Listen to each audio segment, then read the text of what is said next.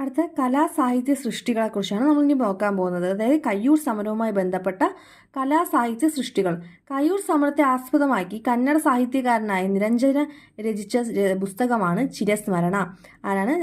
ആര് രചിച്ച പുസ്തകമാണ്? നിരഞ്ജന രചിച്ച പുസ്തകത്തിന്റെ പേരാണ് ചിരസ്മരണ. നിരഞ്ജന എന്ന സാഹിത്യകാരന്റെ യഥാർത്ഥ നാമം കുളകുന്ദ ശിവറാവു എന്നാണ്. എന്താണ്? കുളകുന്ദ ശിവറാവു.